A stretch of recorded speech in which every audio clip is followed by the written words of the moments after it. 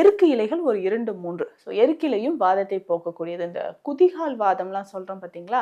அது சரியாகறதுக்கு எருக்கு இலைகள நம்ம பயன்படுத்தலாம். ஸோ ரெகுலரா எருக்கு இலைகளும் நம்ம பயன்படுத்திக்கிட்டே வரும்பொழுது, நம்ம உடல்ல இருக்கக்கூடிய வாதம் குறையும். ஸோ இதுல அந்த எருக்கு இலைகள் 2, 3 இலைகள எடுத்து சின்ன சின்னதா நம்ம கட் பண்ணி எடுத்து வச்சுக்கணும்.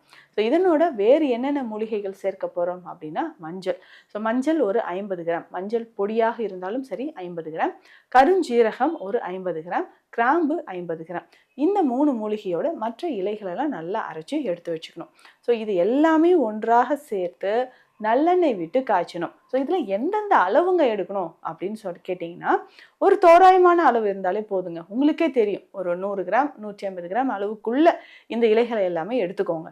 எடுத்து நம்ம நல்லெண்ணெய் 1 லிட்டர் அளவுக்கு விட்டு இதை நல்லா காய்ச்சி எடுத்துக்கணும்.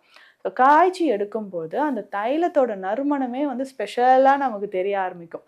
ஸோ அதை வந்து நம்ம நல்லா மூட்டுக்கல்ல எப்போல்லாம் உங்களுக்கு மூட்டு வலி இருக்கோ, ஸோ உட்கார்ந்து எந்திரிக்க முடியல, நிறைய பேர் நீங்கள் சொல்கிறீங்க டாய்லெட்டில் கூட உட்காந்து எந்திரிக்க முடியலைங்க, அது இந்தியன் டாய்லெட்டோ வெஸ்டர்ன் டாய்லெட்டோ உட்கார்ந்தாவே எந்திரிக்க முடியல, கொஞ்ச நேரம் உட்காந்துட்டா சடனாக எந்திரிச்சு ஒரு 2 ஸ்டெப் எடுத்து வைக்கணும்னாலும் முடியல, மூட்டுக்கல்ல அந்த வலி இருக்குது.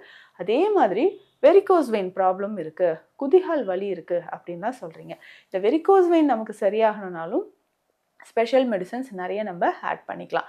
ஸோ இந்த வெரிகோஸ் வெயின் சரியாகணும், குதிகால் வலி இருக்குது, மூட்டு வலி, ஷோல்டர் ஜாயிண்ட் பெயின், அதாவது எந்த வகையான மூட்டு வலியாக இருந்தாலும் இந்த தைலம் கணப்பூண்டு தைலம் ரொம்ப ரொம்ப எக்ஸலண்ட்டான ஒரு ரிசல்ட் கொடுக்கும்.